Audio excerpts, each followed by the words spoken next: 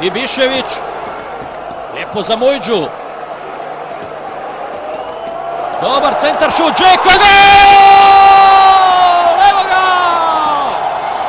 Evo ga, minuta 12, vodimo 1:0.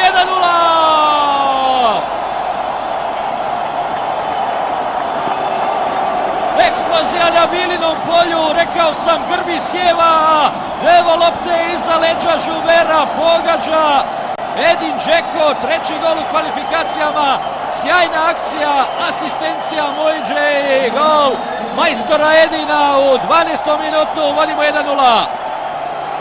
Akcija od samog početka, odličan pas na desnu stranu i onda Mujđa lijepo digao glavu, pogledao, a Edin naravno ovo pretvara u svoj novi pogodak, ukupno 19. u reprezentaciji Bosne i Hercegovine i evo ga, desilo se ono upravo što sam rekao, prije samo par trenutaka protiv ovakvih reprezentacija jako bitno postići gol u prvih 15-20 minuta, a onda to ide mnogo lakše. Misimović, Rahimić, Adam Misimović, već je slobodan udarac, sada mnogo bliže golu, evo nove prilike da zaprijetimo Žuveru, Miske uzima loptu.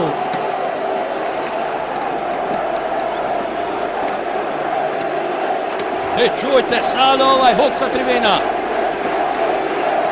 Podrška Zvijezdanu Misimoviću. Znate naravno da Zvijezdan ne igra baš mnogo u posljednje vrijeme u svojoj ekipi u Moskovskom Dinamu, ali kada je reprezentacija tu, to najbolje pokazuje onaj gol protiv Bjelorusa. Uvijek je tu Misimović. Gol!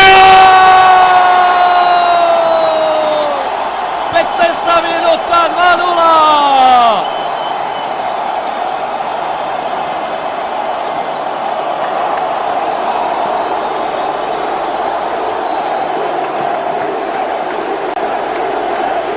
Poslušajte ovo, poštovani gledalci. Uživajte i vi, radujte se i vi u svojim domovima. Bravo Miske, majstore!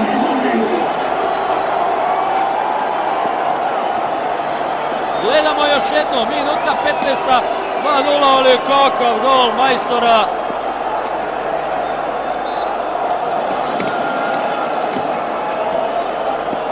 Evo i svih uglova ćemo vidjeti, to je ono što treba naglasiti. Nakon što je postigao gol, Misimović je otrčao tu prema našoj klupi, prema selektoru Safetu Sušiću i dalje nećemo ništa komentarisati, sve je jasno. 2:0 nakon 15 minuta, vodimo protiv reprezentacije Luksemburga. Meduljanin uzima ovu loptu, evo Misimovića. Prema Ibiševiću. Ibišević pada u kaznenom prostoru, 1 terac! 21. minuta, penal. Ibišević je izborio najstrožu kaznu, hoće dobiti žuti karton od Luksemburžana, hoće li to biti Ante Bukvića? Miske izvikuju gledalci na Bilinom polju, traže od Misimovića da izvede ovaj 11 terac, penal, čist kao suza, pogledajte, gurnuo je loptu Ibišević, onda je tu naletio Ante Bukvić. Ma nema nikakve dileme, traži sada velški arbitar igrača sa brojem 4, to je Ante Bukvić, sjetite se onog njegovog prekršaja na samom početku i ovaj rođeni Zadranin, reprezentativac Luksemburga, dobiva žuti karton. 22. minuta, Misimović i Žuber.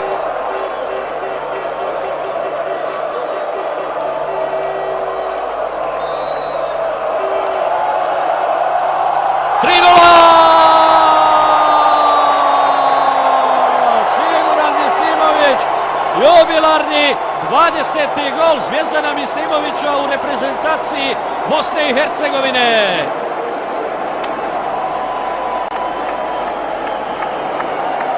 Džeko prema Luliću.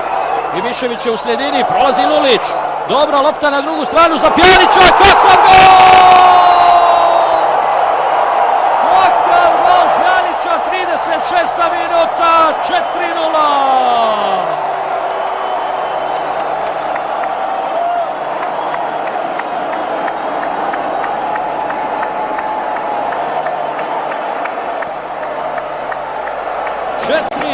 Ali ovo je bilo nešto prekrasno, nešto za nogometne udžbenike. Pogledajte Lulića i Bišević je tu odvukao dvojicu igrača na prvu stativu, ostalo je prostora za Miralema koji vele majstorski pogađa iz trka, iz voleja. Žuber nemoćan, minuta 36. Ponovo strelac protiv Luksemburga, Miralem Pjanić. Njegov drugi gol u ovom kvalifikacionom ciklusu, ali prekrasan zaista.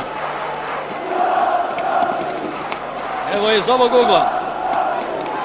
Ukupno četvrti gol za reprezentaciju Bosne i Hercegovine. 4-0 nakon 37 minuta. Vjerovali smo, nadali se jednoj sigurnoj igri u ubjedljivom vodstvu. Konačno jednu utakmicu iz Zenice u ovim kvalifikacijama gledamo onako mirno.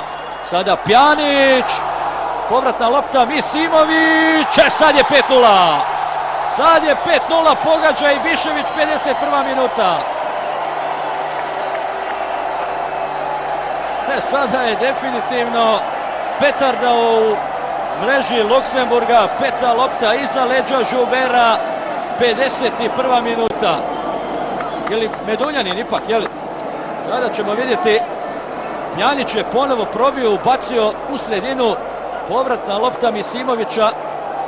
Medunjanin, tako je, i Bišević je bio iza leđa, učinilo mi se da je i Bišević igrao posljednje. Evo vidite, širio je tu ruke i Bišević, ali iz drugog plana se ubacio Haris Medunjanin i pogodio u 51. minutu za 5-0. Ovo je Medunjaninu treći gol u ovom kvalifikacionom ciklusu. Dao je i Medunjanin neke jako bitne golove. Sjetite se onog drugog u Bjelorusiji. Džeko sada ima 3 gola, Misimović 3 i Medunjanin 3 u ovim kvalifikacijama.